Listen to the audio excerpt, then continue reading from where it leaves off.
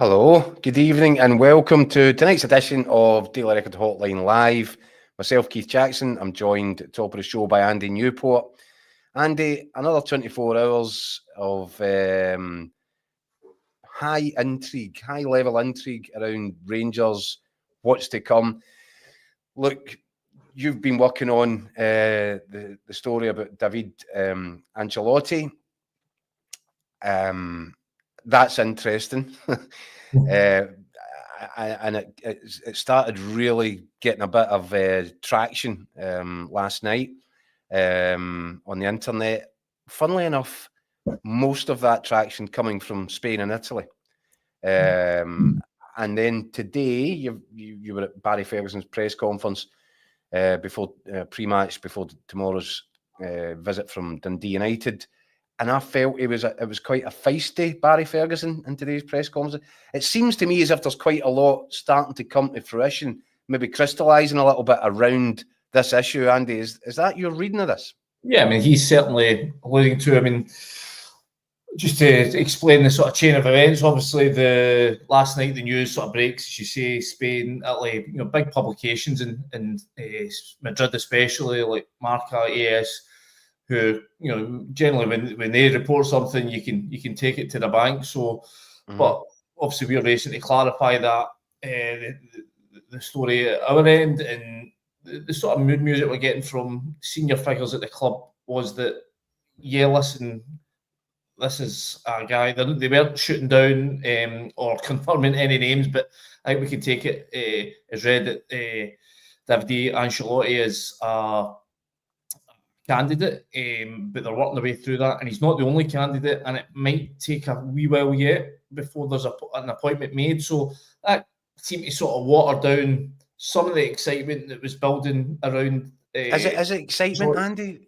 Well, this is what I was going to say. I was going to come on to. I mean, like, for me, this is any managerial appointment is a gamble, but this seems like a real gamble. I mean, we're talking about, this is a huge summer cup for Rangers, so much at stake. Off the field, on the field, there's going to be a huge change. And to entrust that to a guy that, listen, David Ancelotti might be the next big thing out there, but there's no track record to go on.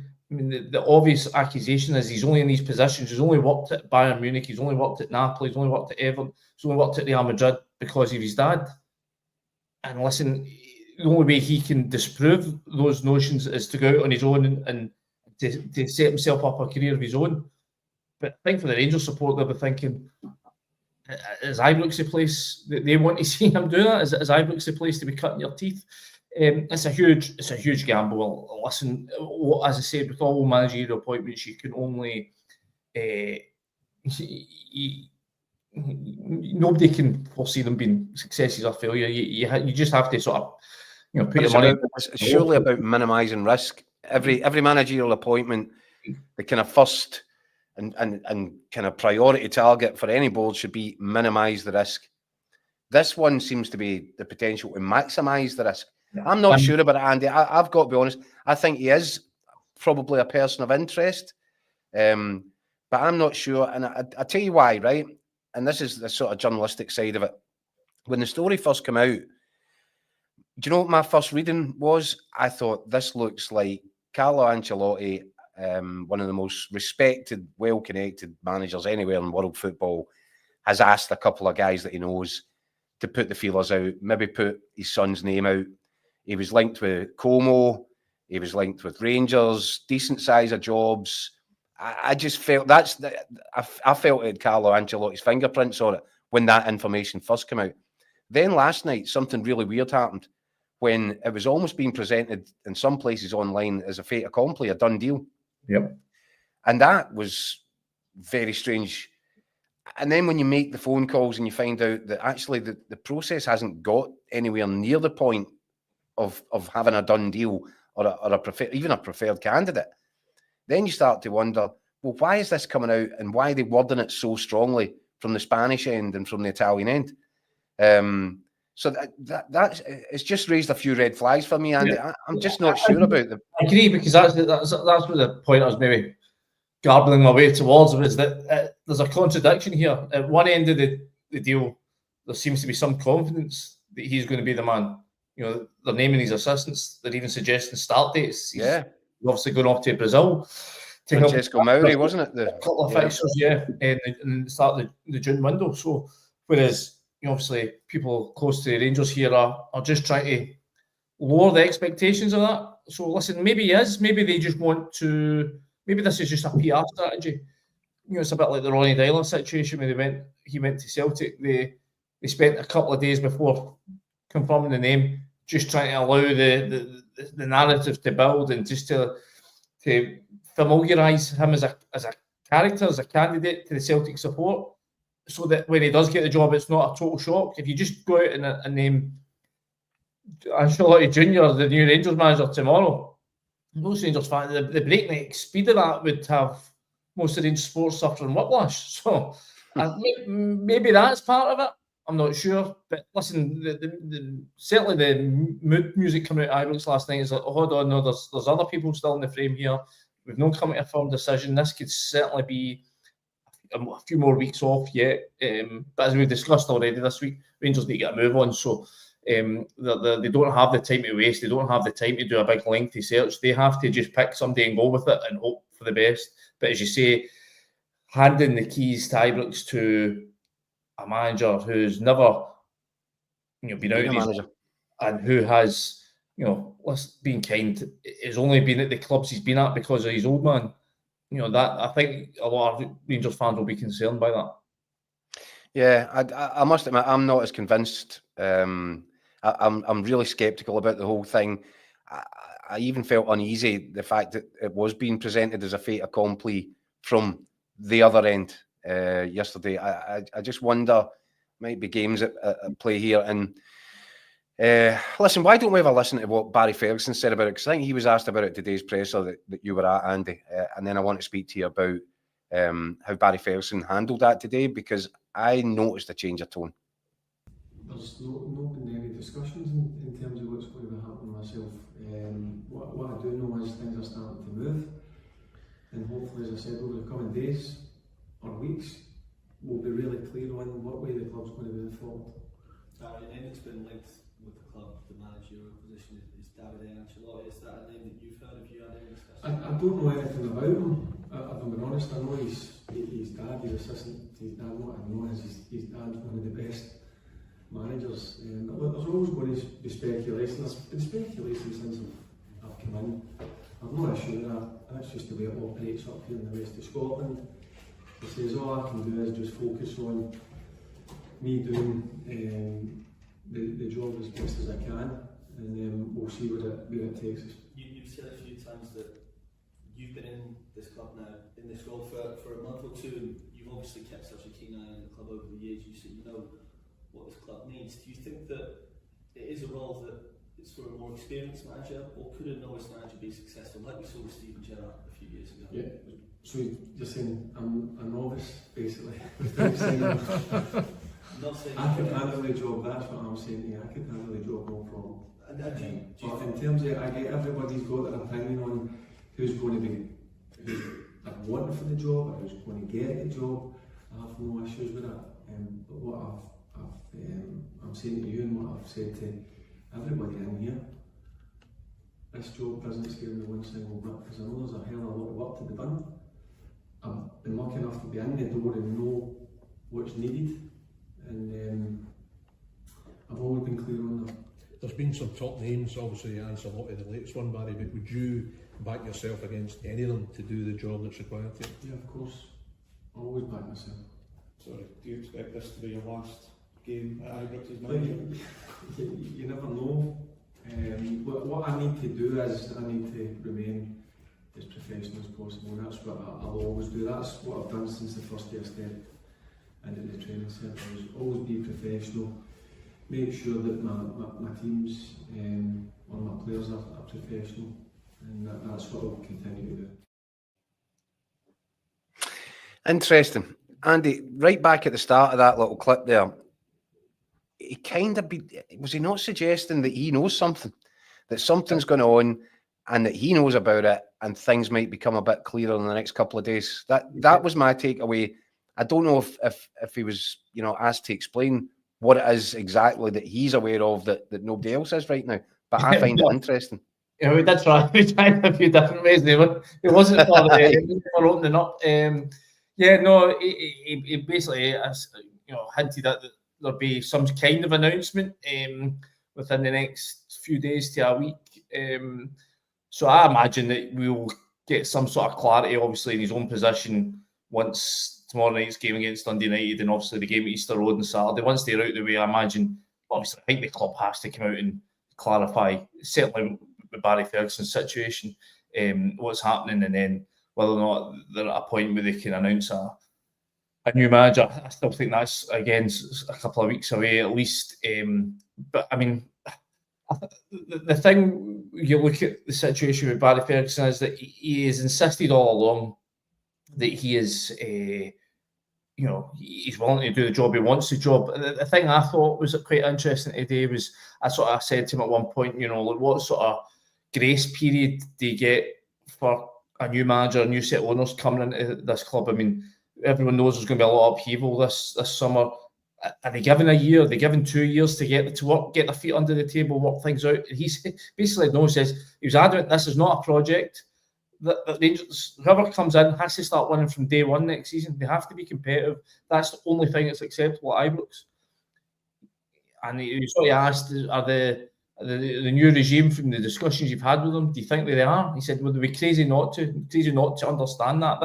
They have to understand that's what they're getting into. So, even just looking at the names that are doing the rounds, I mean, is there enough characters here? If you're bringing in an Ancelotti Junior to, basically learning the job.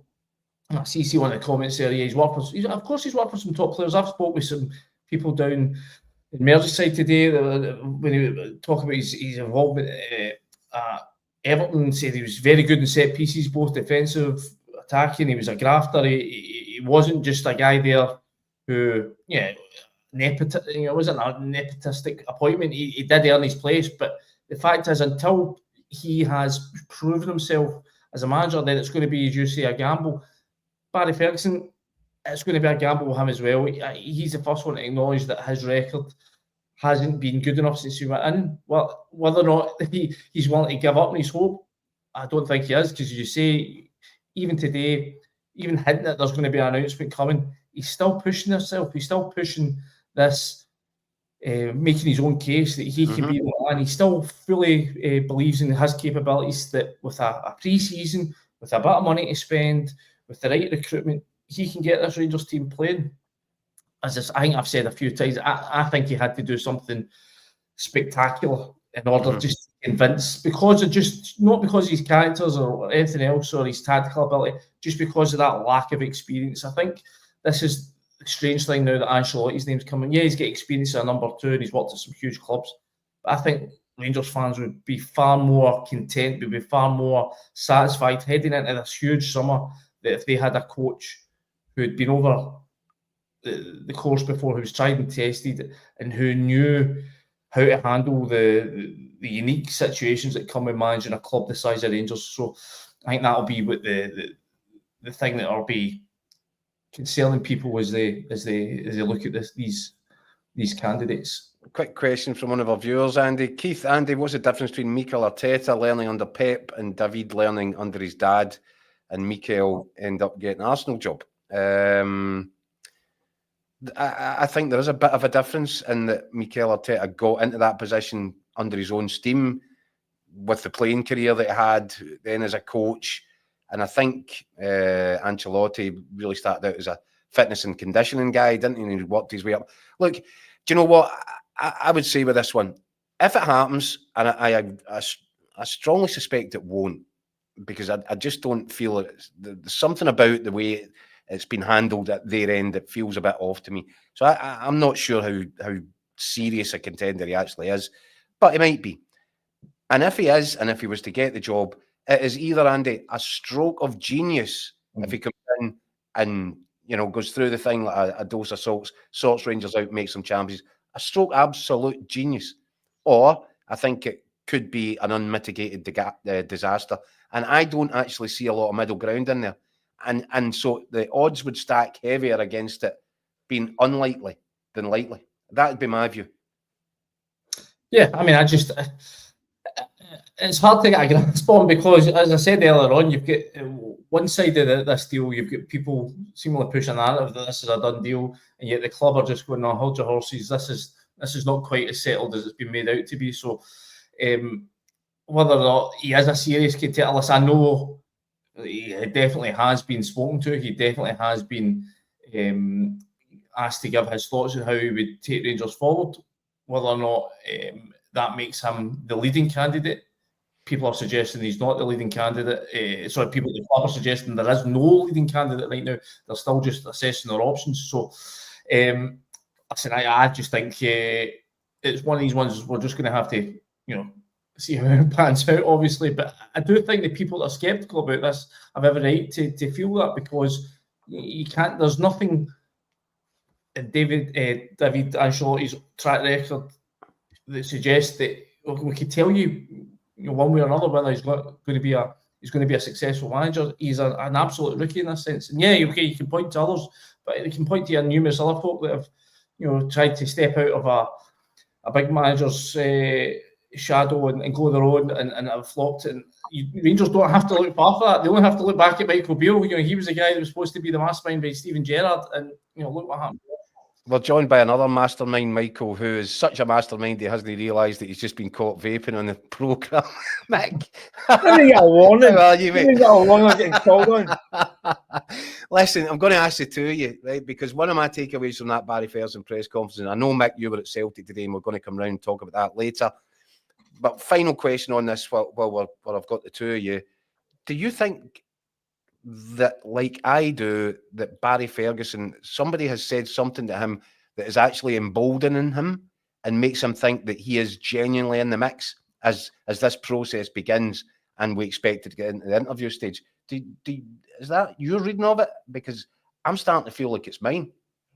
No, I think, I see it the other way. I think there's been a couple of wee sort of slips, just very slight things where he's maybe given the fact, like he said, like it was last week's press conference, he says whoever will be taking the team next season. Just things like that just made me think he knows it's not going to be him. Listen, I might be misreading that. But I think the record speaks for itself. Was it 5 wins in 13 games? I just think because of that lack of experience we're talking about with Ancelotti, I think to belie the concerns about that, he had to do something huge, whether that be cut the points gap in Celtic right down, or put in a right proper run the Europa League, get to either the semis or the final. I think that was a kind of huge statement, achievement that was going to be required to put him right in the mix. I just think he's not quite got the big headline result that's maybe going to give him that opportunity. Rebel says Barry Ferguson's got as good a chance as anyone mentioned, in my humble opinion. Mick, did you see a change in attitude from Barry Ferguson? Because that's what I'm trying to pick up on. I think there's little signs. I just think that maybe the fact that it's maybe perhaps coming to the end of his term, that he's kind of taking the handbrake off and he's speaking more freely, because they knows that it's maybe coming towards the end of that kind of wee spell. So I don't know. I mean, I think he's been very honest since he got in the door, hasn't he? He's been spoken very, very well, very forthright. But yeah, maybe a wee bit out of the last throw of the dice, maybe just to try and influence those that are coming in. Like I say, I don't think it sounds as though it's a fait accompli at the moment. This name that's popped up, this David Ancelotti, has got everybody interested. It's certainly a bit different, isn't it? I don't think he popped up many manager odds betting up until this week. So yeah, I think Barry's maybe last throw of the dice stuff. He'd obviously love the job, wouldn't he? And he might be thinking, if you're talking about David Ancelotti, then he's got up against a manager who's not got any experience as a manager as such. You think, why not have a last throw at the dice? So I don't know. I get that feeling he's just kind of taking the handbrake off a wee bit. Well, look, guys, Andy, I know I've kept you later than I intended. One thing we're going to about, because I caught up with Craig Swan earlier, because talking about a manager who is well, I was going to say almost certainly, but I think we can now say 100% about switch jobs. Derek McInness leaving Kilmarnock for Hearts, and we expect that now. It won't happen until after the final 2 league games of the season. Andy, give us your thoughts on that before I go and play what Swanee was saying after the presser. I think he deserves it. I think for a spell, Aberdeen were made to sort of rue the decision to get rid of him. I think and Kilmarnock, since he's gone there, he's performed a terrific job. Okay, that they might have been a bit frustrated this season to end up in the bottom 6, but I think he says himself, I think form since Christmas would have had them in the top half. I think there's this notion around Derek McInness that he's old school, that he's not a progressive type football manager, but I think he knows how to win football games. Yeah, he's a guy who gets you results. Yeah, sometimes it's not always pretty, but that's Scottish football at times. And I think with better resources, with better recruitment, with this Jamestown analytics behind them, that they can find, unearth a few of these gems that they'll hopefully be looking to find. I think he can make Hearts a proper force again. Like, they had a great opportunity last season, finishing third, getting the money for them into Europe. That should have been the springboard for them to go and cement their place as Scotland's third force, and they really let that slip. I think somebody with Derek McInness's nous, his character, his demands, I think it's a great appointment. I think it's they should have done it at the start of this season. Obviously, when they let Stephen Naismith go, I think they're very lucky. They're very lucky at the decision to basically hold this off for 9 months. Hasn't come at a greater cost than just a place in the top 6. As Mark Fairfield says, Ancelotti for Hearts, at least they will have a few million quid to spend. Right, I tell you what, Andy, thanks very much for joining us. I caught up earlier with Craig Swan, who was at Derek McInness' press conference, and it was a really difficult press conference for Derek McInness today. Let's see what Swanee made of it all.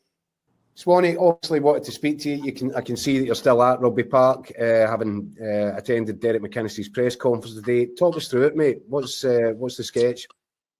Yeah, Derek sort of gave us an update on the situation. Stated pretty early in the piece that it was his understanding that a deal between Kilmarnock and Hearts has been agreed. So it's just a case now of there's obviously going to be some stuff in the background which is going to take place. But Derek was also clear that he'll be in the Kilmarnock dugout for the final 2 games of the season, one of which is, of course, against Hearts on Sunday. I mean, it's such an interesting one because I'd flagged this up that I wasn't sure that Billy Bow would be too comfortable with having Derek coming back to Rugby Park as the manager of Hearts at the weekend.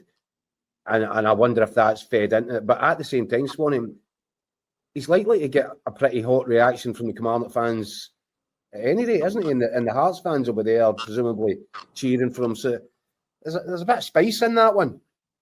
Yeah, it's going to be interesting how that plays out because obviously football supporters can be fickle in some senses. I think the large majority of Kilmarnock fans, listen, I've spoken to a few Kilmarnock fans, I live down this way, and there is nothing but admiration, respect and gratitude really for what Derek's done since he's come in here and the time he's been in.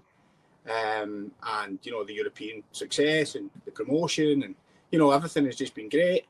There is a feeling in football. I think everybody has a shelf life. I think managers have said that in the past 3.5 years. I dare say there's some Kilmarnock fans quite happy to maybe get a wee bit of freshness about it. Listen, there's the old saying, Keith, we say it all the time, be careful what you wish for, Derek's just a brilliant manager.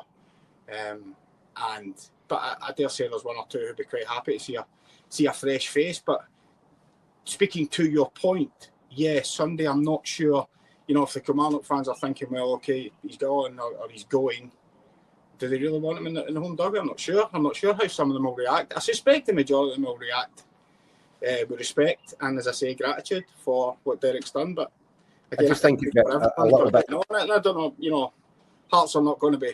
I wouldn't have thought. I'm not speaking with any authority here, but you wouldn't think Hearts are going to bust a deal for their top target by being irritating and demand that he comes and. Comes in the dugout. So they're not going to do that. They're not going to take any chances on losing out on this guy who you clearly think is a man for the job. So you're going to let it happen. But I dare say there's probably a few Hearts fans who will probably say, no, well, if he wants to be Hearts, why is he on the Hearts touch? You know, it's one of these ones you kind of can't win. I think probably the right thing to do is Derek McInness always, you know, conducts himself with the utmost class, and I think that, you know, I think what he said today about being in for the last 2 games of the season, I think that's probably the right thing to do. Yeah, listen, he's got that bit of integrity about him, which is, you know, I think one of the qualities that makes him such a good candidate for Hearts. Not just his tactical sort of acumen, but, you know, he's got integrity. He's got a way of handling himself, which is impressive, and he's got all the experience in the world now. It's just a shame, and as luck would have it, that the fixtures computer has thrown up this particular fixture for this particular weekend. Otherwise, you know, all this could have been avoided. I just wouldn't like to see him go out in any other way apart from with the full respect to the Kilmarnock supporters, because what a great job he's done for the football club. I agree, Keith. And again, I can't speak for everybody that's going to be in the stadium on Sunday. I suspect there may be 1 or 2 who dissent against him, and I expect they will then be shouted down. I think that's probably how it would go. I think the majority would be, as I say, grateful and thankful for what Derek McInness has done. And the Hearts fans, some are not happy. It's just the difference. Listen, we wouldn't have a hotline live if football fans were happy. Correct. And I'm sure the Hearts fans will be at the wind up as well, just to make them feel even better about it. So, but in terms of the appointment itself, Craig, we've not had your thoughts on it. I'm guessing that you see this as being sort of nose in front of your face, obvious level. Yeah, it is. I mean, I think Hearts they had a try, and in the last appointment with Neil Critchley, they tried something different. They have had a history of trying different things in the past, not so long ago, with, you know, guys like Daniel Stendhal and things like that. Not really worked out, and I think this is one. I think this is a time and a period for Hearts. You've got the investment coming in, and it just feels like a time where you have to have somebody you can trust.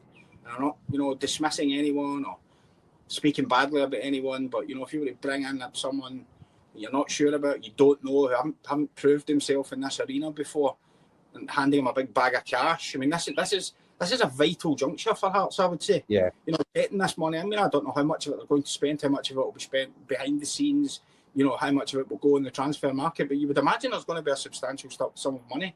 And I think what I said in lives recently, Keith, was it's just such a wonderful time for Hearts manager to go in, because you can only 100%. Go up the way.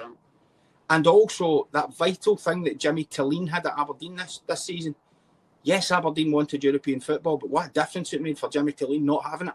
He could get in, could get into the Betfred Cup, could get players playing some games, the Premier Sports Cup, sorry if I got that wrong. The League Cup, let's call it. Get a run of results going, get everybody going. Don't have the distraction of Europe and the travel, because we saw what happened to Kilmarnock and St Mirren, and teams in the past have suffered with this. You know, early in the season, you're behind the 8 ball in your season by the time Europe's finished sometimes, you know, with some of these clubs that get into the group stages. I think Stephen Naismith found it out, Robbie Nielsen, Barry Robson, they were all in that situation. So the new Hearts manager not having to deal with that, and just dealing week to week, a real chance to get Hearts really off and running next season. Get momentum. The mixture of that and the investment, I think, is a brilliant opportunity for somebody. And if it's Derek McInness, you're talking about somebody who knows the landscape, he knows the league, he knows the players, he knows what needs to be done. I think it's perfect. Yeah. And in terms of this investment, the Tony Bloom potential investment, Swanee, I actually think the whole reason for the investment is to use Jamestown Analytics to get that money into the system. So I think that they could be significant spenders this summer, which just adds another layer of excitement to the whole thing. Absolutely. And like I said, it's been such a disappointing season for Hearts. It's just really been bad. Such negativity around the place, such disappointment with so many things, so many punches in the guts towards the end of the season with the start, then there was a wee bit of recovery, and then the performances leading up to failing to make the top 6. I think that was the real, you know, cruncher for Neil Critchley. It wasn't so much the fact he didn't get the results, it was the performances were awful, and then the cup semi-final, fate's transpired against them, and they had to make that decision when they did. And I suppose you could maybe feel, you know, whether you want to feel a wee bit sorry for Liam Fox, he's obviously gone in there, but it was obviously just a firefighting job. Liam's been in and done it before, and And we obviously had his time at Dundee United, so he's done okay, obviously, in the time that he's been in there. But as I say, it's been such a disappointing season for Hearts. It just makes it such an attractive prospect for a new manager. You can lift that place immediately. I mean, it's not dissimilar to Lean at Aberdeen. You know, the only way was up. And if you can get it flying, wow, you'll have everybody behind you instantly. The place will be rammed out. One last question for you, Swanee. Do you think there's an opportunity here? Because I'm fairly certain in my own mind, one of the first things Derek McInness will be looking to speak to Hearts about is putting a better contract in front of Lawrence Shankland. Do you think this opportunity has arisen here at the perfect time, that sliding doors moment almost for Lawrence Shankland? Yeah, I think so, Keith. I mean, I think a lot of it will come down to what other options Lawrence Shankland has on the table. But this is a manager that Lawrence Shankland knows. Yeah. You know, from their early days, or from his early days at Aberdeen. He obviously knows and respects him. And I've done enough press calls down here prior to Hearts games and heard Derek McInness speak so well about Lawrence Shankland, what a good player he is. So he obviously likes him. He obviously fancies him. He obviously thinks he's a guy that can do a job. So that wouldn't surprise me. And Swanee just dropped off there. well. Technical issues, Mick. Look, your thoughts on the Derek McInness thing? It's happening, isn't it? It's a done deal, more or less, and probably a smart bit of business. If 6, 7, 8 months too late, it's a miracle that the AI supercomputer goes around the whole planet and comes back to the same conclusion we've all been saying for months. Yeah, it's staring them right in the face. Apparently, but the weird thing is, apparently, it identified Derek McInness the first time around as well. Well, the thing is, I don't know the ins and outs of it, but you can put in certain parameters and it churns out the ideal kind of guy. So I think the last time I didn't put in knows Scottish football. That was one of the missing criteria. And that's when I went to Critchley, sorry. But yeah, listen, it's a no-brainer, really, because it's a proper manager. He knows what he's doing. You mentioned earlier about kind of mitigating risk. There's very little risk at a point in Derek McInness. Yeah, that's exactly it. Sometimes that's actually goes against them because clubs are wanting the excitement of a bit of risk, and they think and McInnes sometimes is viewed as a safe bet. But Hearts need a safe bet. They need to guarantee they're in that top 6 and fighting for Europe every single season. And I think McInnes pretty much guarantees that. Yeah, I think the only kind of layer of intrigue is to see how this recruitment is going to work, because obviously we know they've got the Star Lizard situation going on there with Tony Bloom. Whereas McInnes, obviously, for years, he's been working with Russ Richardson, Aberdeen and Kilmarnock. He's main man in England, who's dug out countless bargain buys throughout the years that have done really well up here. Will he get a gig at Tynecastle? Hard to see that in the current recruitment setup. They're trying to organise. Given that it'll be data driven, that's going to be interesting, isn't it? Yeah, and Russ is a guy who's I'm not saying he's old school, right, but he is the more traditional kind of chief scout. Knows a player, knows a bargain, a great eye for that market. But then again, Hearts might be in different markets from this summer onwards. So that's the only kind of slight intrigue, I think, in the situation, how it works out, how that relationship works. But in terms of a coach and a manager, I mean, Derek McInness is one of the top managers in Scotland, and he's now one of the top jobs in Scotland. So it looks to me a good fit. Yeah. So I can't see it being anything but a success, and it just depends on what level of success it will be. Will it be just top 5 fighting for Europe? Will it be 3rd place? Will it be Hearts being the great football disruptors in Scotland, which they're hoping to be with this investment and new kind of support they've got? So it'll be interesting. It looks to me a solid move. And listen, I think there were signs that perhaps his time at Killie was coming to an end. I think he'd been doing a good job there. It's a bit of a kind of thankless task at times. We had Killie obviously flying, promotion, got them up, stayed up. This year's been a bit more of a slog, a lot of injuries, but he's got them safe again, which is, I think, the big priority at Kilmarnock. But he was getting a bit of flack from some fans and all that stuff. You think, you know what, maybe a good time to kind of shake hands and wish each other the best. I kind of get the feeling that he'll be looking at Hearts thinking he wants to do something similar that he did at Pittodrie, an extended period of sustained success, punching their weight, being, considerably better than the rest, at least 3rd place finishes, trying to get to cup finals. I think he'll stabilise them. Ali Quinn, watching on YouTube, says the stronger the teams all get in our league, the better. McInnes do well, third just behind Celtic. Right, okay.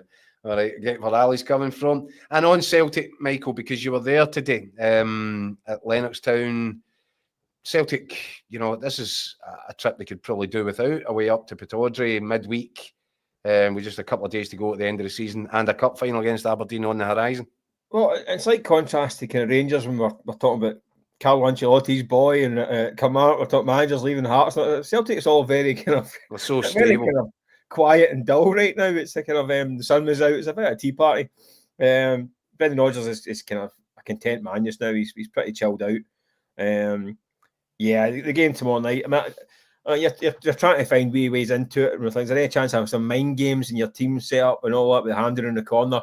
But not really. He's going to. He needs to do it, Mick. Does he? Doesn't have to. No, I think he's going to. I think he will make. Well, he is going to make changes for this game.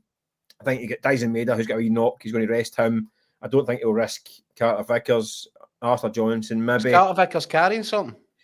To be honest with you, he's always managing it. He's been managing it all season and has been for a while. It just catches up with him this time of year. So I think they're just managing him. Just giving him a couple of weeks to kind of rest up some weary limbs. I'd expect him back for the last game of the season. I think they'll go all guns blazing on Trophy Day and then try and get that momentum take to Hampden. But as this game, I think you will see a few changes. But listen, Celtic making changes. It's not going to chuck in like the youth team in. Do you know what I mean? It's going to be guys like Paolo Bernardo, Luke McInnes, Tony Ralston's. I mean, it's not going to be like a B team sent out up in Aberdeen. He likes to maintain the momentum. Thing's a big deal for Rodgers. Do you think he'll make that widespread changes, Mick? Because that sounds like quite a few. You anticipating like half a team outfield players rested? Yeah, I think he could do. I think he'll want to put them all at the big guns out for St Mirren on Saturday for the big day. To almost kind of to reward the guys that have got him over the line and to kind of get them up to match speed for Hampden. So yeah, I think this will be the one you will make some changes. Plus a wee bit of him might not want to show his hand to Aberdeen. But listen, Aberdeen will know what's coming at Hampden. They know they could pretty much name the lineup just now for Hampden. Yeah. They know how they'll play. They know the patterns of play. It's more a case of how do they stop it. How do you stop that? Yeah. So I don't think the best prize is at Hampden, but yeah, I think there'll be a few tomorrow night.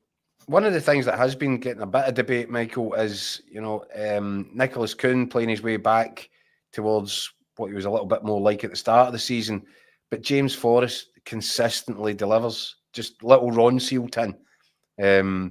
Do you think there's competition, serious competition for places between these two now for the cup final, or do you think that Kuhn gets it on the basis that he's had such an impressive most of the season? Yeah, I think Kuhn will get the nod if he's fully fit. He'll get the nod. I think. Listen, he's dipping form.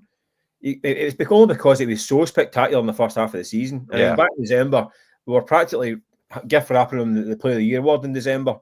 And he didn't quite hit those heights for a couple of months, as maybe it kind of caught up with him a wee bit. But he's been back in form of late. He was good at the weekend against Hibs again. I thought he was looking really sharp. So I'd imagine he'll get the nod. I think the next two games is all going to be about James Forrest.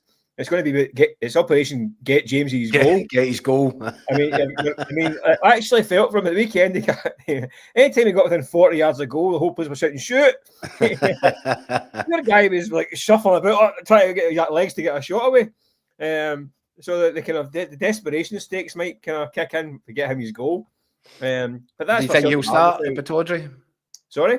Do you think he'll start at Pittodrie? I think he could do. Yeah, I think he could do. I think Operation Get James's goal is in full swing now, so there's every chance he'll get a start. Well, in fairness, that's not about sentimentality either, is it? It's a hell of a record. It's a hell of an achievement, and it is one that'd be more than worth, making sure that it's achieved. He's got 2 games left. I think Brendan Rodgers has set the kind of performance targets as well, Mick, and one of them is finish the season with 111 league goals, which Celtic need another 6 or 5 to match it. 5 to match it. So it's a bit of a big ask, but you just wonder if it's. Listen, I think if you're looking on the bench and all that stuff, and somebody like James Forrest come off the bench, if you're looking for a goal, I mean, he's still a top class player. I mean, he'd walk into most teams in Scotland right Absolutely. away. Just now at 34. You just wonder if the cup final was kind of made for him to go off the bench. I mean, I've done a wee piece today about Tom Rogic, Susanna versus his departure. Never that kind of goal was scored in the last minute at Hampden. Yeah. And some things are almost kind of meant to be. You think, is it meant to be for wee James to pop up with a winner at Hampden? But then that doesn't count. It was league goals. It's league season. No, it's seasons. It's seasons. All right. I thought it was consistently SPFL seasons. Yeah. It's still Premiership. a season. I don't think you can do him in a technicality. I don't think we can put an asterisk next to him if he gets a goal. Aye, fair enough, Mick. You've got me. It's been a long show. I'm tired now, and I don't have wee Daniel to do all this stuff. It has, mate. It has. Listen, Mick, thanks again for joining us. Thank you, everybody at home, for joining in, for sending us comments, for watching, for getting involved. And we'll do it all again tomorrow night from 6 o'clock. And Mick, where are you tomorrow night? I'm going up to Pataudry. Good. We'll get you on. We'll get you on from Pataudry. Does that sound like a deal? I'll be up there. Yeah, up there bright and early for the big one. You ever feel like you're at a party? It's not the right party, that. The Celtic deserves trip north. Right, okay, mate. I'll catch you at Pataudry tomorrow. And thanks everybody once again for watching. And we'll see you tomorrow.